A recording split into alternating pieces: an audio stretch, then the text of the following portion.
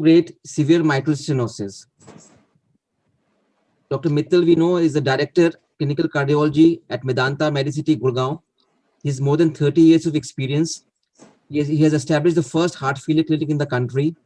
He's in charge of the heart failure program at Medanta. He's a past president, IAE NCR chapter, members of various societies and more than 50 publications, and investigators in various leading trials.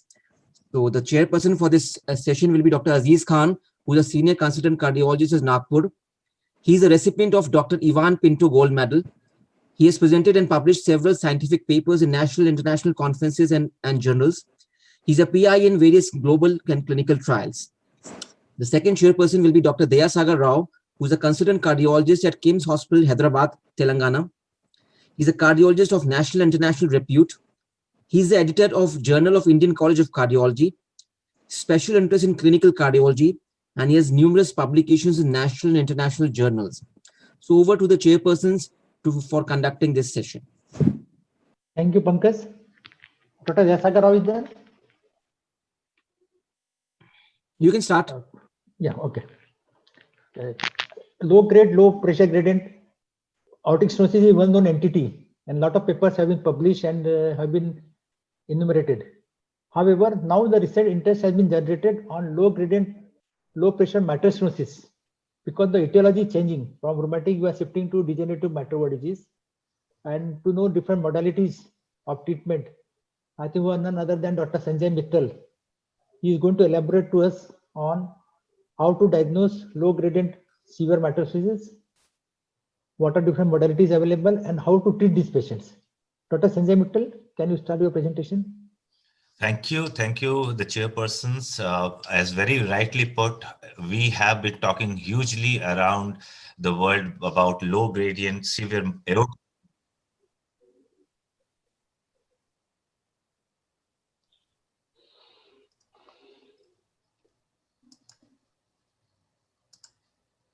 Give me a second. Okay. I think now it will come. Is that clear now? So as I was mentioning, it's very important. The chairperson was mentioning about the fact that we are all talking about low gradient severe aortic stenosis, but today I'm going to talk about low gradient severe MS. How is it different? How should we tackle, and what are the problems down the line?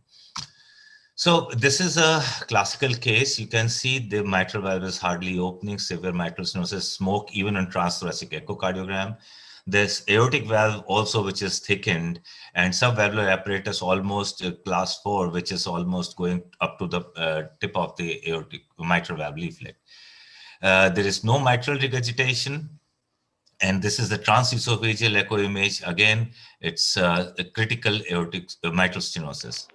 But when we look at the gradient were just 4.5 millimeters of mercury, and peak gradients also just 7 millimeters of mercury. However, the area, as we would expect, was coming out to 0.8 centimeters square.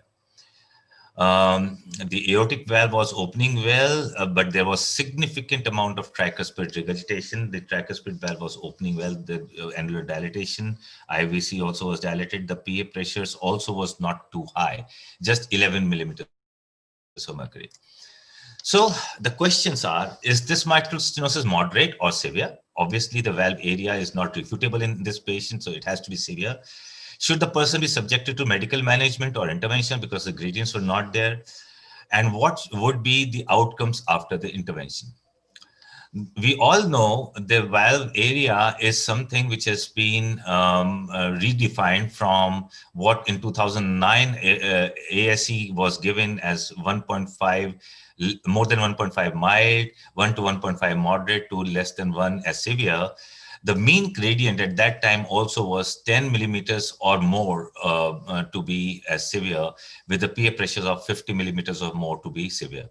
However, it was redefined in 2014 by ACC-AHA, where anything below 1.5 was ranked as severe mitral valve stenosis, and less than 1 centimeter square was critical mitral stenosis, or very severe mitral stenosis. If you look at the situations where the gradients and the planimetered valve area does not match.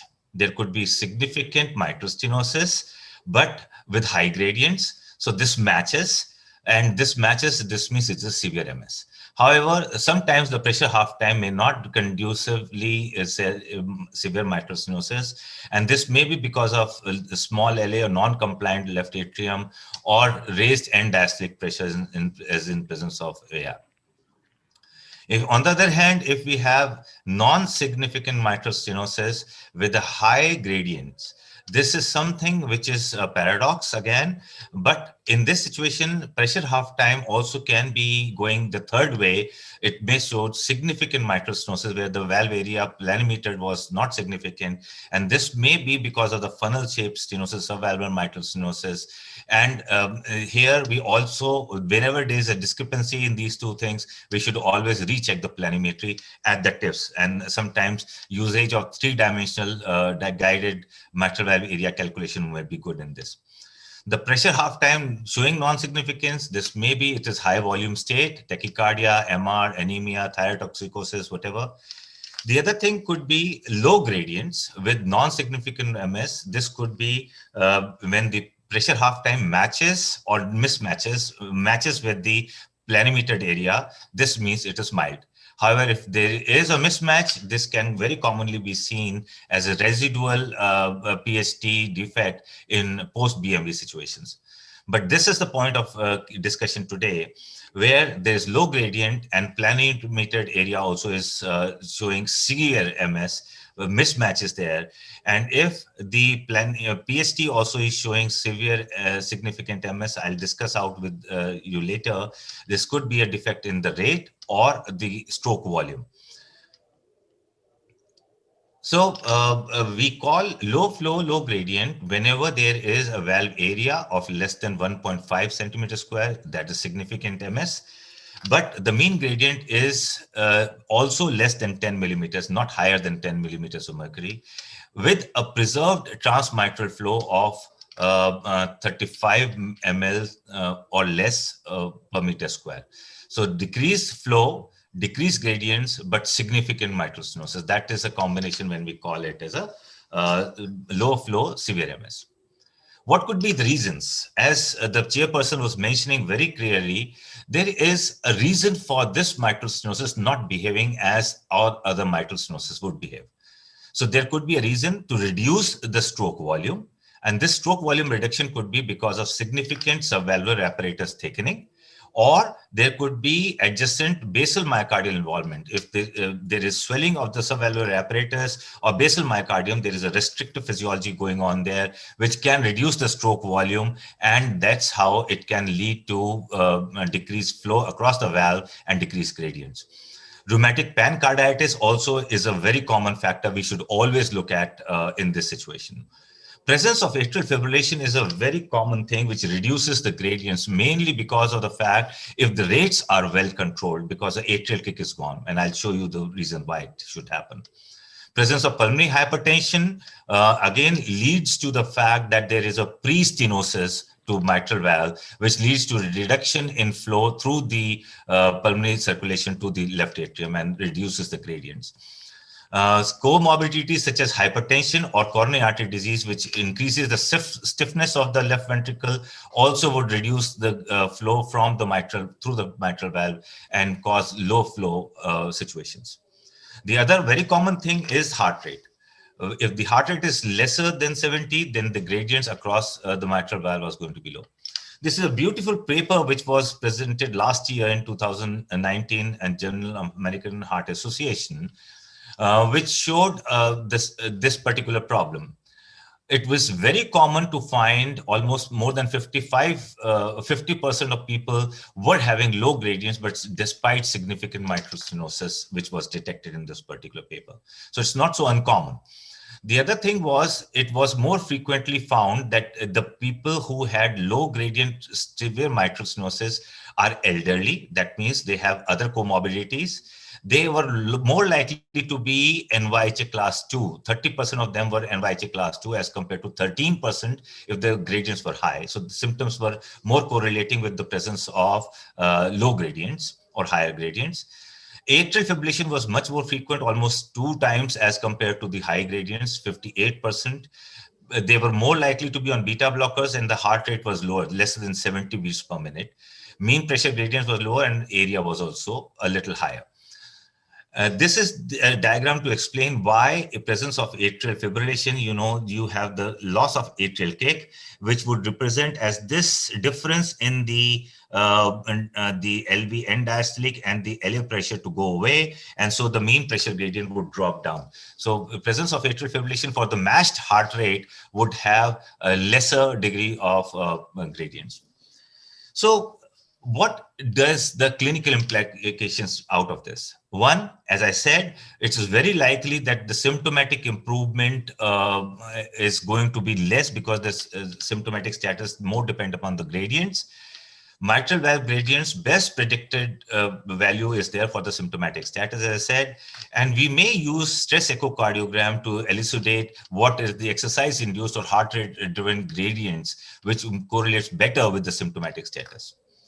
In this particular study, which I was talking about, they all subjected all the patients to balloon mitral valvulotomy, and they found that after the balloon mitral valvulotomy, people who had high gradients did show better improvement in change in the LA pressures and the mean gradients across the mitral valve as compared to the low. There was a lesser degree of fall in the gradients in the mitral valve with low gradients. And also, if you look at the symptomatic improvement, there was substantially low degree of improvement in patients who had low gradients rather than those who had high gradients. That means we are, as the chairperson said, talking about some disease process other than the mitral valve disease. Also, if you look at the long-term outcome, the prognosis, these patients were followed up for 6 years. The patients who had low flow, low gradients, they had the worst outcomes, almost more than 50% mortality over the next 6 years. And the best outcomes was when there was normal flow, but still low gradients, means really lesser degree of mitral stenosis. A word about this group, which also is to be defined, normal flow, but still low gradients. The importance is that this signifies lesser severe mitral stenosis, and best do is exercise test to elucidate whether these patients are having severe MS or not. A case in here, this is mitral stenosis, but mitral valve opening is better. No significant MR or AR is seen here. The valve area was coming out to be 1.5 centimeters square. And the pressure half time was also be about 1.47 centimeters square, but the mean pressure gradient was just 6 millimeters of mercury. The flow was preserved in this particular patient. We did an exercise echo.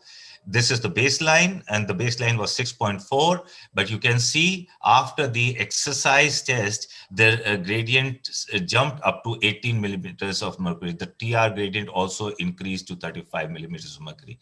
This is after exercise. You can see the gradients have jumped up through the mitral valve to about 18 millimeters of mercury, and the TR gradients also had increased to about 49 millimeters of mercury from 35. So this unmasked the significant mitral stenosis. However, unfortunately, the data as of now is not evident in large scale studies about the utility of doing stress echocardiograms predicting severe mitral stenosis. But ladies and gentlemen, and to summarize, among patients with severe mitral stenosis, a subset definitely exists. Almost 50% of them would have low output and low transmitral gradients. Patients with low flow, low gradients, severe mitral stenosis had higher arterial afterload, greater prevalence of atrial fibrillation, more subvalvular thickening, and decreased left ventricular compliance compared to those with high gradient mitral stenosis. Patients with low flow, low gradient mitral stenosis had less symptomatic improvement after valvuloplasty. This is very important to understand.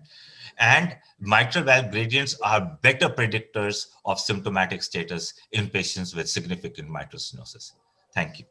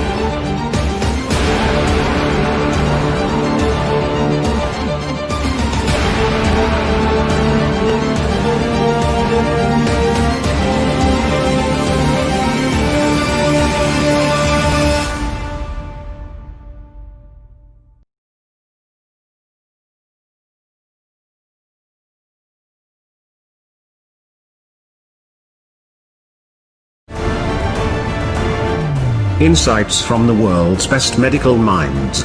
You are watching therightdoctors.com.